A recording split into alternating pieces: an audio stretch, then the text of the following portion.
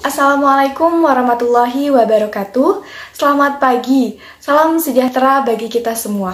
Yang terhormat Ibu Dr. Cucun Sunaingsi SPD MPD selaku dosen pengampu mata kuliah Pengelolaan Pendidikan dan teman-teman semua yang saya banggakan.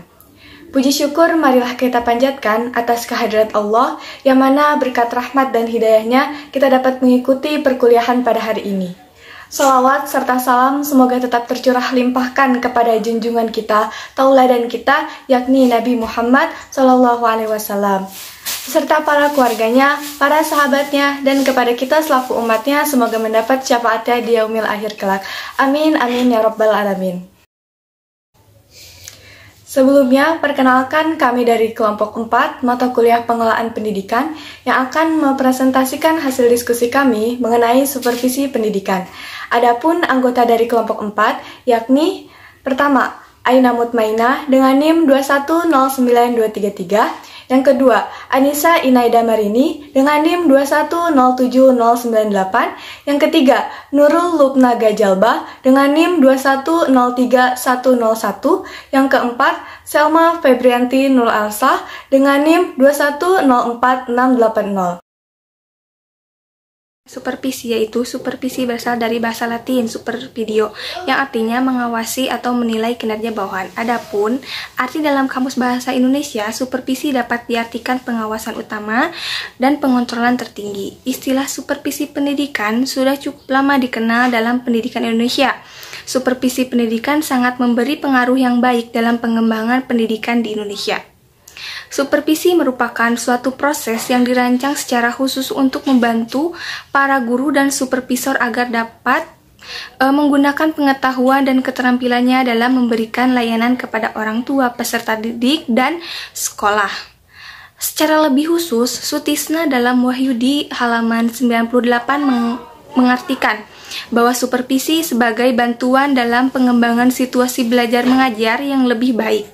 Dari hal itulah yang menunjukkan bahwasanya supervisi ini sangat diperlukan dalam proses pendidikan guna meningkatkan mutu atau kualitas dalam sistem pendidikan itu sendiri. Pelaksanaannya, supervisi pendidikan memiliki fungsi-fungsi yang merupakan tugas pokok sebagai supervisor pendidikan. Menurut Sutisna dalam Wahyudi 2009 halaman 102 berpendapat bahwa fungsi supervisi yaitu 1. Sebagai penggerak perubahan, 2. Sebagai program pelayanan untuk memajukan pengajaran, yang ketiga meningkatkan kemampuan hubungan manusia, dan yang terakhir sebagai kepemimpinan kooperatif. Selanjutnya kita akan membahas mengenai materi tentang tujuan dari supervisi. Menurut Makawimbang, tujuan utama supervisi adalah memberikan bantuan teknis dan bimbingan kepada guru dan staf agar personil tersebut mampu meningkatkan kualitas kinerjanya dalam melaksanakan tugas dan melaksanakan proses belajar mengajar.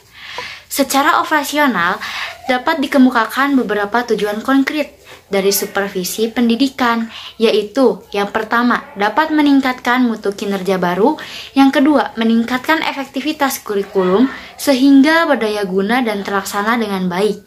Selanjutnya, yang ketiga, dapat meningkatkan keefektifan dan keefisienan sarana dan prasarana yang ada untuk dikelola dan dimanfaatkan dengan baik sehingga mampu mengoptimalkan keberhasilan siswa.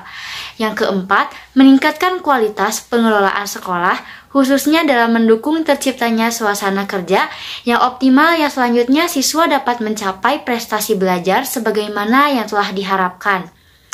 Dan yang kelima, meningkatkan kualitas situasi umum sekolah sehingga tercipta situasi yang tenang dan tentram secara kondusif yang akan meningkatkan kualitas pembelajaran yang menunjukkan keberhasilan lulusan. Bahasan selanjutnya adalah mengenai prinsip-prinsip dari supervisi. Seorang supervisor harus mampu memahami prinsip-prinsip atau asas supervisi pendidikan. Hal ini ditujukan untuk dapat digunakan sebagai landasan melaksanakan supervisi demi mencapai tujuan pendidikan. Untuk itu, Sahertian Dalamilasari pada tahun 2021 menjelaskan bahwa pelaksanaan supervisi pendidikan di berbagai lembaga pendidikan diperlukan beberapa prinsip. Yang pertama, ada prinsip ilmiah atau scientific. Supervisi dilaksanakan secara berencana, teratur, dan berkelanjutan. Jadi, supervisi harus direncanakan terlebih dahulu, dan supervisi yang dilakukan berdasarkan data dan fakta apa adanya melalui observasi atau pengamatan langsung di lapangan. Kemudian, supervisi hendaknya menggunakan instrumen atau angket atau pedoman observasi. Prinsip yang kedua adalah prinsip demokratis. Dalam pelaksanaan supervisi, hendaknya menjunjung tinggi asas musyawarah dalam pengambilan keputusan, sehingga segala hambatan dan permasalahan dapat diatasi. Supervisor tidak boleh bertindak egois, menyebabkan guru merasa terbebani dengan pelaksanaan kegiatan supervisi tersebut. Demokratis di sini dimaksudkan untuk menjunjung harkat dan martabat guru itu sendiri. Selanjutnya, prinsip yang ketiga ada prinsip kooperatif atau prinsip kerjasama. Prinsip ini maksudnya adalah saling berbagi ide atau sharing of idea dan saling berbagi pengalaman. Memberi dorongan, menstimulasi guru sehingga mereka merasa tumbuh bersama. Dengan membangun kerjasama antara supervisor dan pihak sekolah, akan tercipta situasi belajar mengajar yang baik. Selanjutnya, prinsip yang keempat adalah prinsip konstruktif dan kreatif. Prinsip ini dimaksudkan untuk membina inisiatif guru serta mendorongnya untuk aktif menciptakan suasana di mana setiap orang merasa aman dan dapat menggunakan potensinya dengan baik. Pembahasan selanjutnya adalah mengenai macam-macam supervisi pendidikan. Supervisi pendidikan dibagi menjadi 3 jenis. Yang pertama ada supervisi akademik.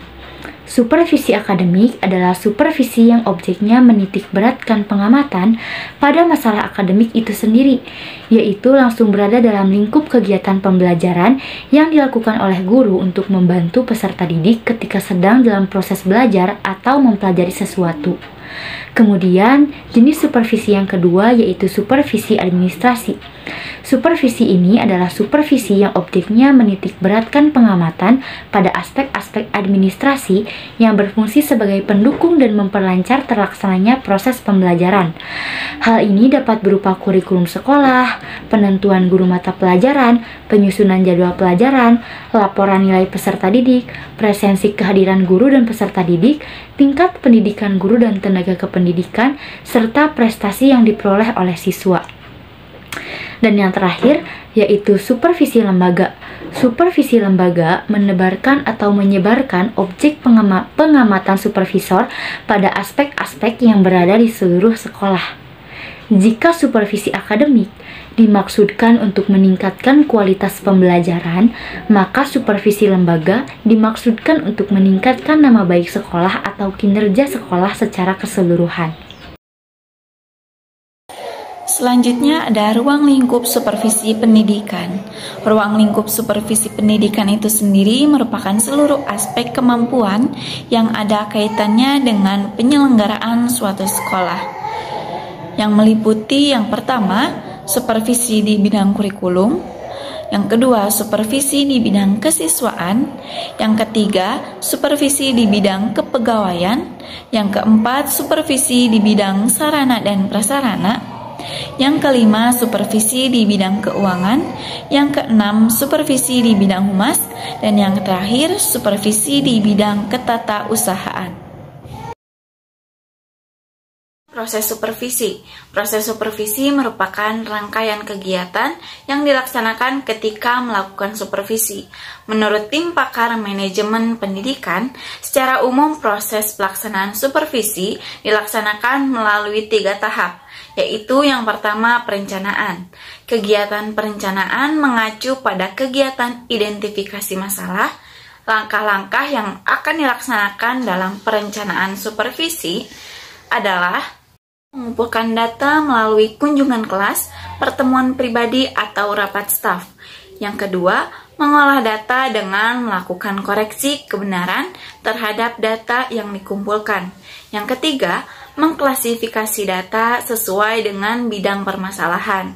Yang keempat, menarik kesimpulan tentang permasalahan sasaran sesuai dengan keadaan yang sebenarnya. Yang terakhir, menetapkan teknik yang tepat yang digunakan untuk memperbaiki atau meningkatkan profesionalisme pendidik. Kedua adalah pelaksanaan. Kegiatan pelaksanaan merupakan kegiatan nyata yang dilakukan untuk memperbaiki atau meningkatkan kemampuan pendidik. Kegiatan pelaksanaan merupakan kegiatan pemberian bantuan dari supervisor kepada pendidik agar dapat terlaksana dengan efektif pelaksanaannya dan harus sesuai dengan perencanaan yang telah ditetapkan dan ada follow up untuk melihat keberhasilan proses dan hasil pelaksanaan supervisi. Tiga adalah evaluasi. Kegiatan evaluasi merupakan kegiatan untuk menelaah keberhasilan proses dan hasil pelaksanaan supervisi. Evaluasi dilaksanakan secara komprehensif. Sasaran evaluasi supervisi ditujukan kepada semua orang yang terlibat dalam proses pelaksanaan supervisi. Hasil dari evaluasi supervisi akan dijadikan pedoman untuk menyusun program perencanaan berikutnya. Sutopo dan Sumanto tahun 1984 mengemukakan evaluasi berpedoman pada tujuan yang telah ditetapkan dan tujuan supervisi dirumuskan sesuai dengan corak dan tujuan sekolah. Prosedur pelaksanaan supervisi menempuh 3 tahapan, yaitu pertemuan, pendahuluan, observasi pendidik yang sedang mengajar, dan pertemuan balikan. Terakhir adalah tindak lanjut. Adapun bentuk tindak lanjut supervisi akademik dapat dilakukan melalui kegiatan seperti berikut. Yang pertama, pembinaan. Kegiatan pembinaan dapat berupa pembinaan langsung dan tidak langsung. Yang pertama, pembinaan langsung. Pembinaan ini dilakukan terhadap hal-hal yang sifatnya khusus, yang perlu perbaikan dengan segera dari hasil analisis supervisi. Menurut tahun 2000, pembinaan dengan pendekatan langsung berarti supervisor memberikan arahan langsung, dengan demikian pengaruh supervisor lebih dominan. Kegiatan pembinaan langsung yang dilakukan setelah kepala sekolah selesai melakukan observasi pembelajaran adalah pertemuan pasca observasi. Pada pertemuan ini, kepala sekolah memberi balikan untuk membantu mengembangkan perilaku guru dalam melaksanakan proses pembelajaran. Dari umpan balik itu pula, dapat tercipta suasana komunikasi yang tidak menimbulkan ketegangan, tidak menonjolkan otoritas, memberi kesempatan untuk mendorong guru memperbaiki penampilan dan kinerjanya. Pada kegiatan ini, kepala sekolah dapat melakukan 5 langkah pembinaan kemampuan guru, yaitu yang pertama, menciptakan hubungan-hubungan yang harmonis, analisis kebutuhan, mengembangkan strategi dan media, menilai dan merevisi. Yang kedua, pembinaan tidak langsung. Pembinaan ini dilakukan terhadap hal-hal yang sifatnya umum, yang perlu perbaikan dan perhatian setelah memperoleh hasil analisis supervisi. Sehartian tahun 2000 menyatakan bahwa perilaku supervisor dalam pendekatan tidak langsung adalah mendengarkan, memberi penguatan, menjelaskan, menyajikan, dan memecahkan masalah.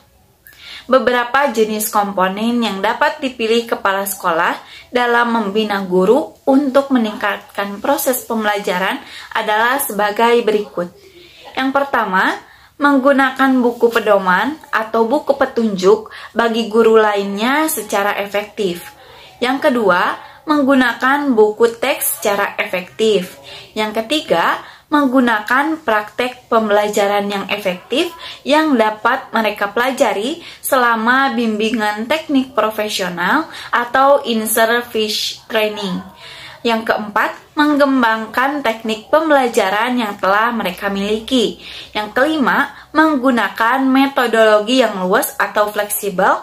Yang keenam, merespon kebutuhan dan kemampuan individual peserta didik.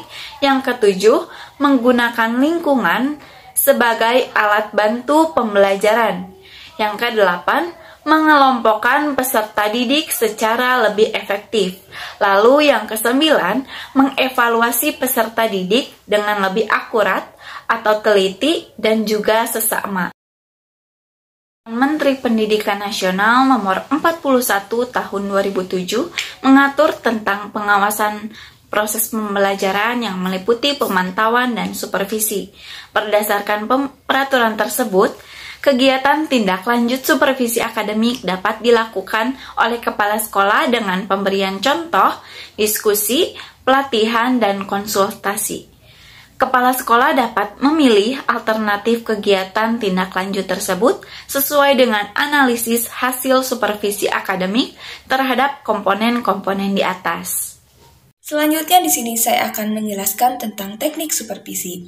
Teknik supervisi terbagi menjadi dua bagian, yaitu teknik individual supervisi dan teknik kelompok supervisi.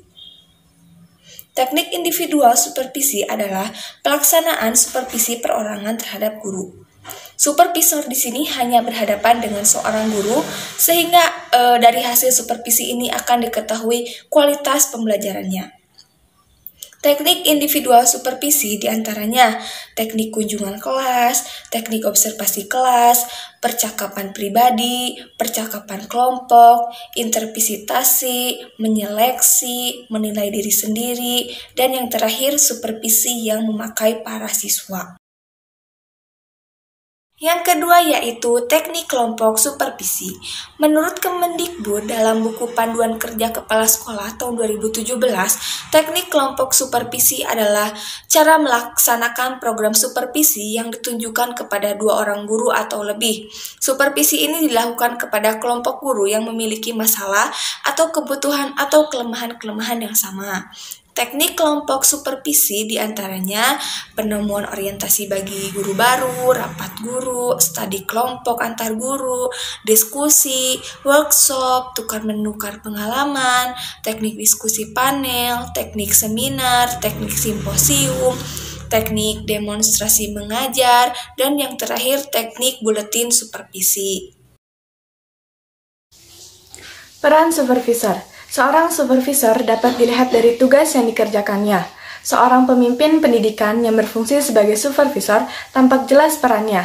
Sesuai dengan pengertian hakiki supervisi, maka supervisi berperan atau bertugas memberi support atau supporting, membantu atau assisting, dan mengikut sertakan atau sharing.